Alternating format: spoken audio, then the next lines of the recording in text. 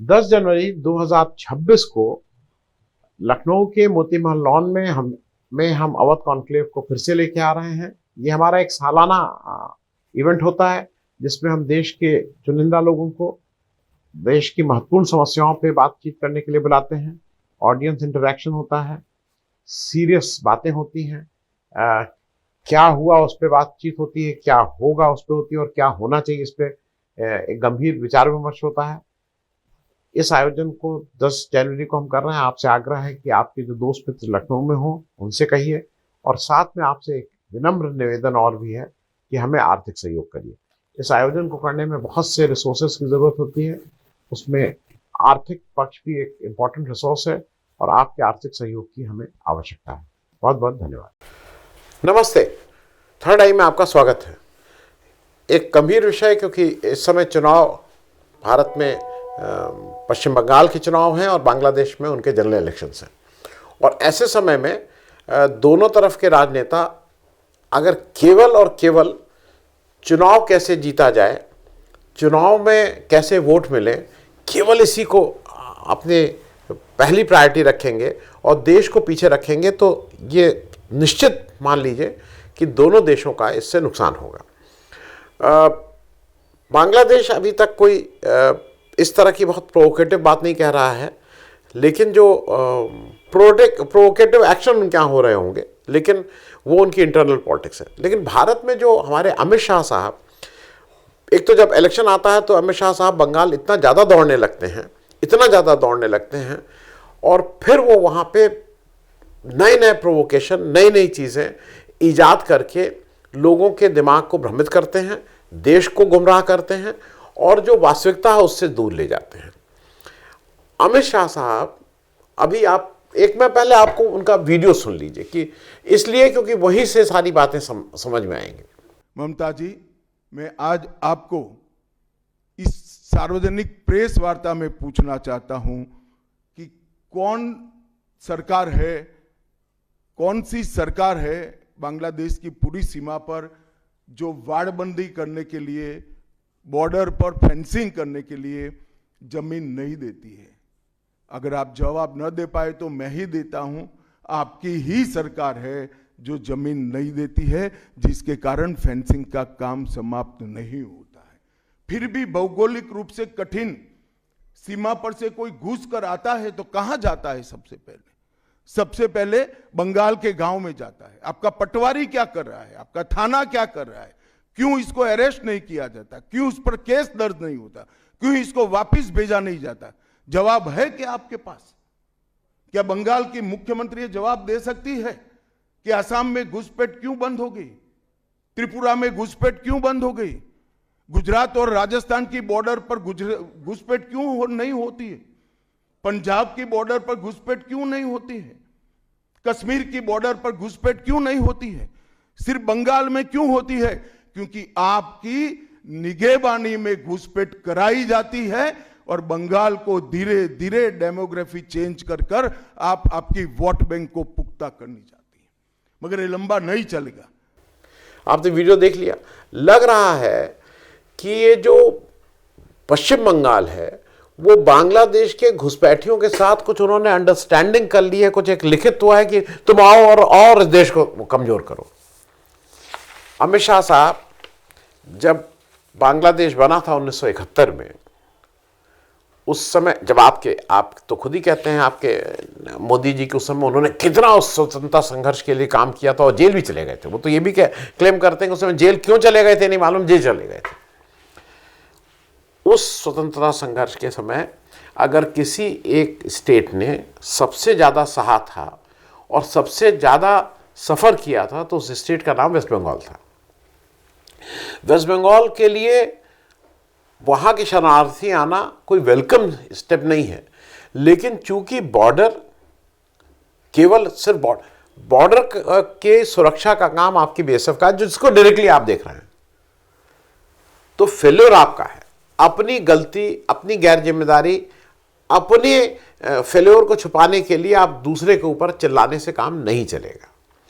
ये कहना कि वो अगर 1600 अब वो 500 किलोमीटर और हो जाए और वो फेंसिंग नहीं हो जाएगी, फेंसिंग हो जाने से क्या सारा कुछ मामला ठीक हो जाएगा? मेक्सिको और अमेरिका के बीच क्या इलीगल इमिग्रेशन खत्म हो गया है? जो इतने साधन संपन्न हैं, बेस्ट ऑफ टेक्नोलॉजी, कैसा खत्म हो गया? ये कई चीजें एक साथ चलेंगी। आपके सरकार को स्पष्ट रूप से बांग्लादेश के साथ बैठ के, जिसको कहते हैं ना, लाल लाल आंख दिखा के नहीं, आंख में आंख डाल के बताना होगा कि क्या समस्या है। आपको, मुझे अडानी जी का ये प्रोजेक्ट ले लो जिसमें 4 रुपए की बिजली 16 रुपए में खरीदो, ये सब हेरा फेरी नहीं करनी होगी। आपको अपनी बात साफ साफ कहनी होगी कि ये हमारी समस्या है, आप इसको ऐसे देखिए, और इसको विदेश मंत्रालय के लेवल पे, गृह मंत्रालय के लेवल पे और रक्षा मंत्रालय के लेवल पे हल करने की बात है। अब जरा मैं इसलिए इसको कह दूं कि ये सीरियस इशू है। थोड़ा आप लोग भी समझ लें दर्शकों के लिए कि भारत का जो कुल लैंड, जो जमीनी सीमा है, एक वाटर क्या सीमा, एक जमीन सीमा है, जो लैंड बॉर्डर है, वो 15,106.7 किलोमीटर का है कुल। और उसका मैं एक टेबल लगा दे रहा हूं, जिसमें इस टेबल में आप ये देख लीजिए कि सबसे ज्यादा हमारा जो लैंड बॉर्डर है वो किसके साथ है। वो एक इंटरेस्टिंग चीज होगी देखने के लिए।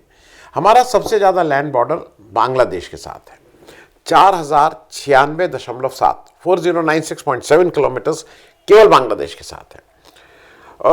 फिर चाइना है। हम लोग सुबह से शाम तक हमें घुट्टी पढ़ाई जाती है, पाकिस्तान पाकिस्तान पाकिस्तान, लेकिन फिर चाइना है। लेकिन चाइना का है तो 3488 किलोमीटर। टेक्निकली वो चाइना नहीं है, वो अगर बिल्कुल टेक्निकली जाएंगे तो उसमें तिब्बत का एक बड़ा हिस्सा है जिसको चाइना ने ऑक्यूपाई, हड़प करके उसको अपना वो बताता है। लेकिन उसका ये जो बड़ा हिस्सा है 3488, यहां पे बर्फ जमी रहती है, और जाड़े में तो बहुत ही करीब करीब सब जगह, पूरे इसमें से 90% जगह बर्फ रहती है।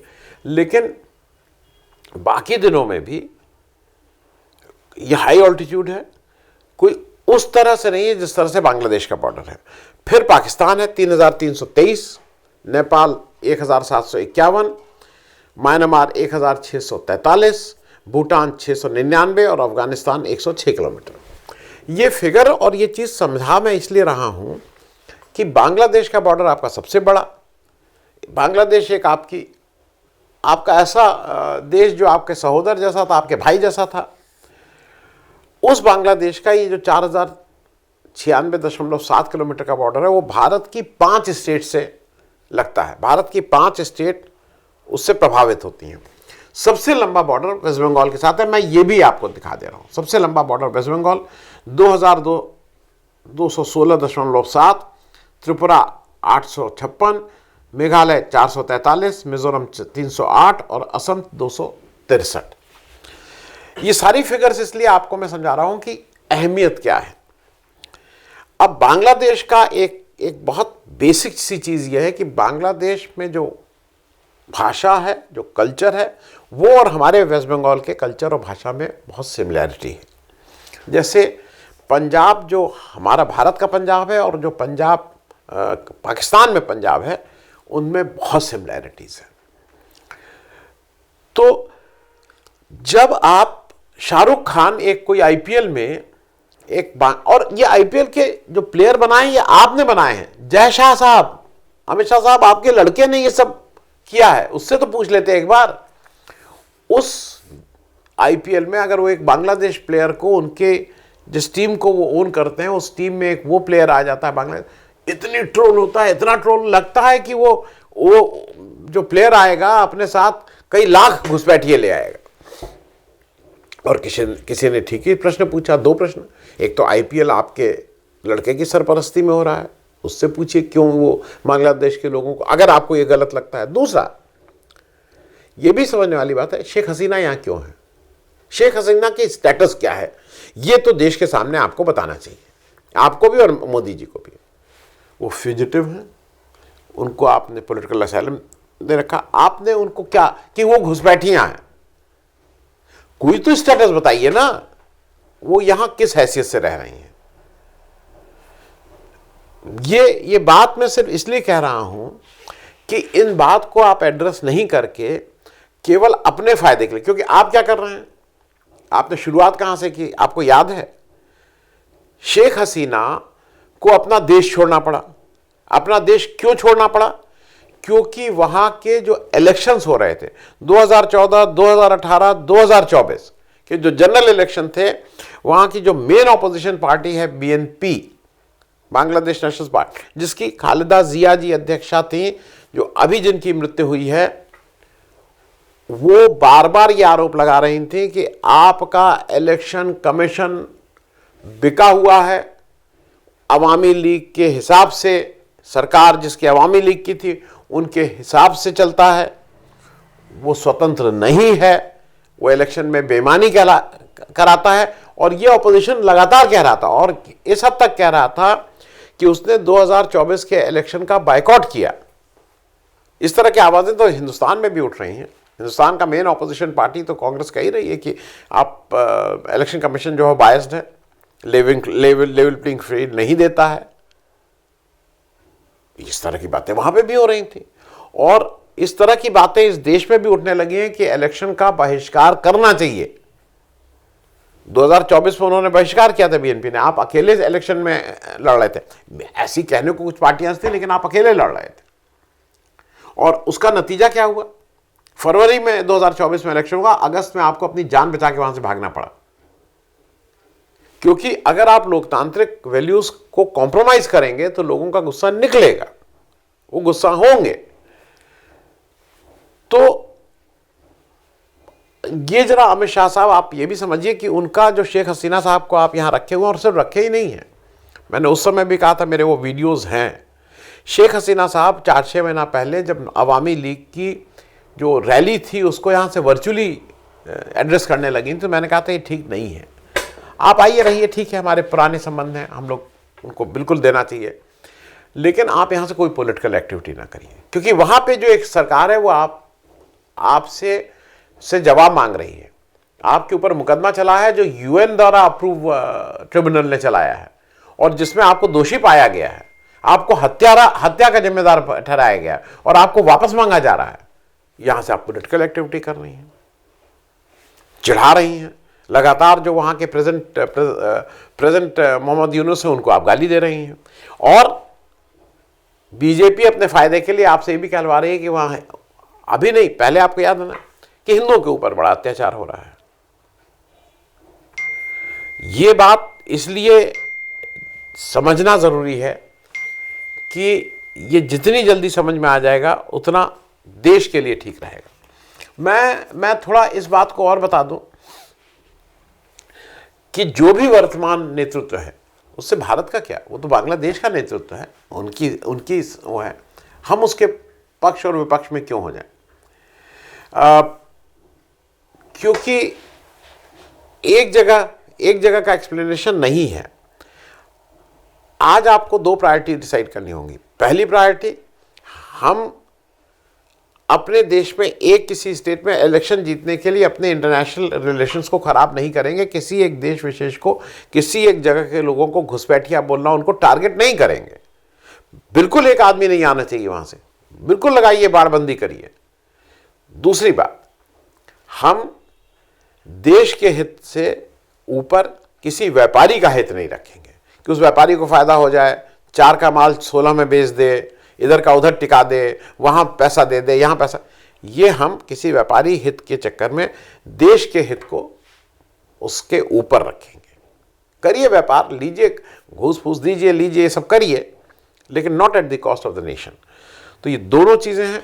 और मैं फिर से कह रहा हूं कि ये जो एक बार एक नैरेटिव आप सेट कर रहे हैं, आप कोशिश कर रहे हैं कि बांग्लादेशी के अगेंस्ट एक माहौल बने, उससे आपको अगर लगता है कि आप तो 11 साल से हैं, कितने बांग्लादेशी को वापस कर पाए, कितनी ट्रीटी हो पाई?